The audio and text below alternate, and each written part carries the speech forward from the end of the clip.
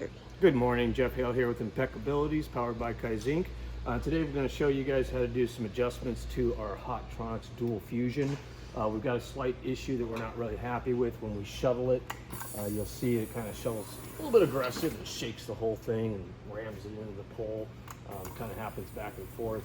Going to the left isn't as bad, but you can still see it kind of shakes the whole thing. So if you look up the top here, you're going to see there's two little black plugs. I've loosened them already just for the sake of the video. And we're going to pull these plugs out of here, and you're down inside there, you're going to see there's two little screw holes. And I believe what we do with these is take a small screwdriver and gently turn it to the right. I just did about a quarter of a turn there. Let's test that. Okay, getting a little bit better. So give it a little bit more here.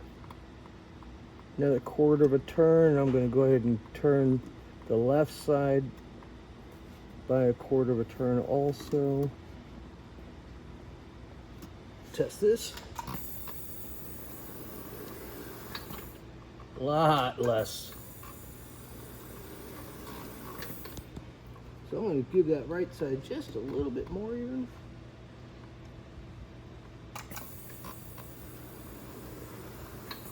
Much better.